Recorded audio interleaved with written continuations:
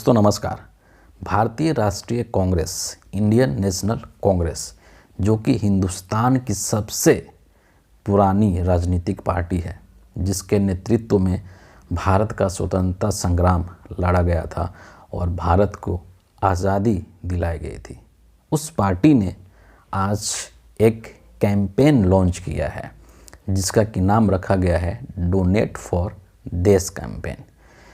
इस कैंपेन के लॉन्च करने का सिर्फ एकमात्र उद्देश्य ये नहीं है कि इसके माध्यम से सिर्फ पैसा इकट्ठा किया जाए, बल्कि इसके कई सारे निहितार्थ हैं और उसी संदर्भ में आज हम लोग इस वीडियो में चर्चा करने वाले हैं।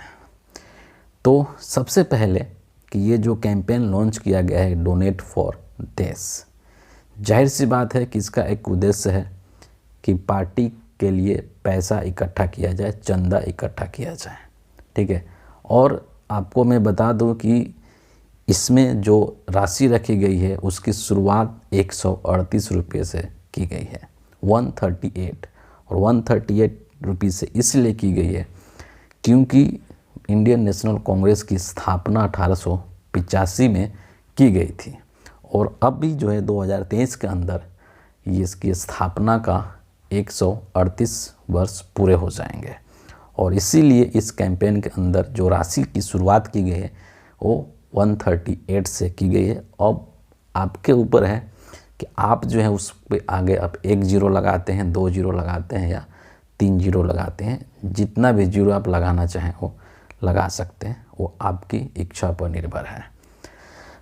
इससे भी जो महत्वपूर्ण बात है वो ये है कि इस कैंपेन के माध्यम से कांग्रेस पार्टी जो लोगों से चंदा मांग रही है, इकट्ठा कर रही है, उसमें साफ साफ क्लियर किया गया है कि चंदा देने वाला जो व्यक्ति होगा वो भारत का नागरिक होगा और उसकी उम्र 18 साल होगी, यानी कि वो वोटर होगा जिसको कि वोट देने का अधिकार मिल चुका होगा। दूसरी जो महत्वपूर्ण बात है वो ये है कि आप जो ये डोनेट करेंगे, जो चंदा देंगे, वो आप किसी भी माध्यम से दे सकते हैं, ऑनलाइन के किसी भी माध्यम से दे सकते हैं, चाहे वो यूपीआई के माध्यम से हो, डेबिट कार्ड हो, क्रेडिट कार्ड हो, आरटीजीएस हो, जो भी आपको सुविधा है उस माध्यम से आप जो है ये डोनेशन कांग्रेस पार्टी को दे सकते हैं। इन सब चीज़ों को देख करके और एक चीज़ जो साफ लगती है वो ये है कि इस डोनेशन के अंदर या इस राजनीतिक चंदे के अंदर एक पारदर्शिता दिखाई देती है।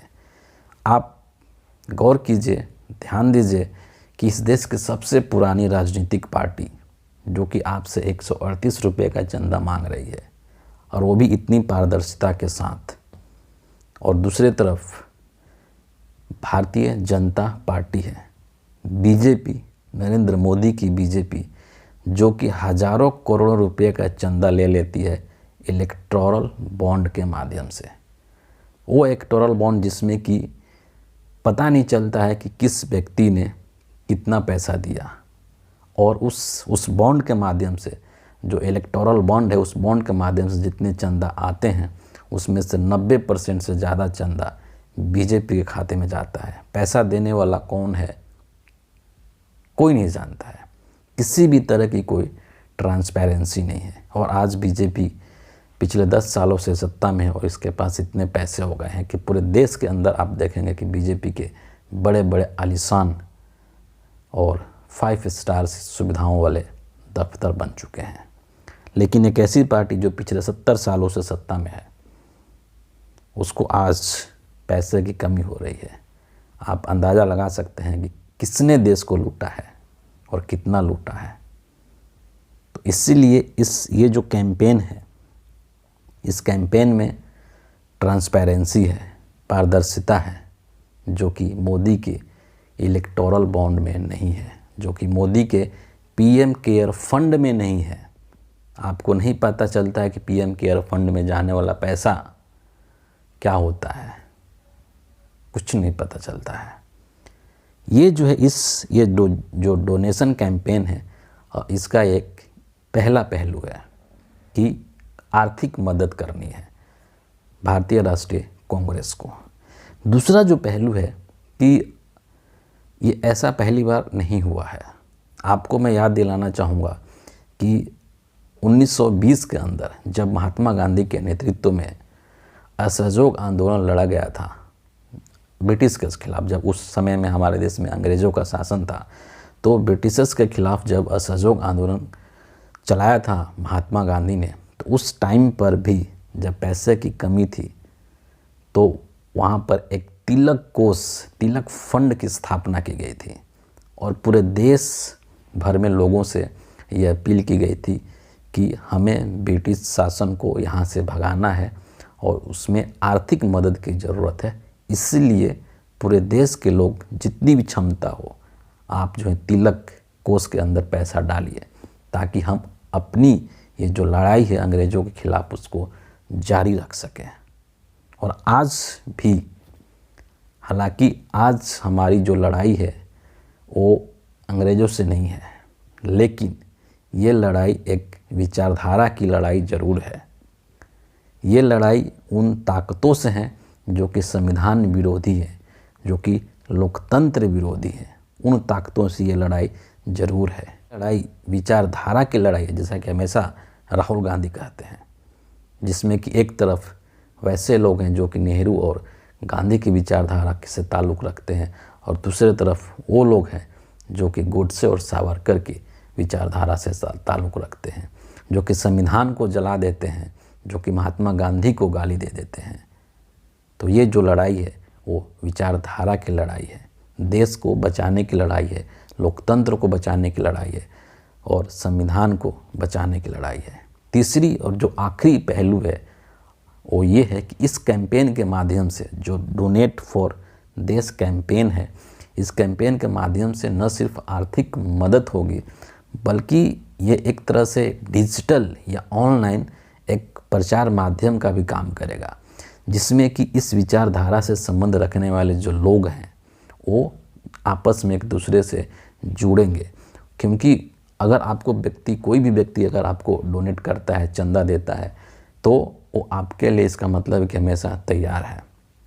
तो एक तरीके से ये एक चुनाव की तैयारी भी है, लोगों को जोड़ने की एक कोशिश भी है, ताकि इस विचारधारा से संबंध रखने वाले लोग जो हैं वो आपस में जुटें, एकत्रित हों और उनके अंदर जो है एकता का भाव आए कि नहीं, हमें लड़ना है, हमें संघर्ष करना है, उन ताकतों से संघर्ष करना है जो कि एक बहुत बड़ी ताकत है, जिसके पास मतलब अथाह संपत्ति है। भारतीय जनता पार्टी की बात कर रहा हूँ मैं, दुनिया की सबसे बड़ी पार्टी कही जाती है। तो ऐसी ताकत से लड़ाई है जिसके पास अथाह संपत्ति है, बेशुमार दौलत है और उसके साथ साथ देश का पूरा सिस्टम जिसके इशारों पर चलता है।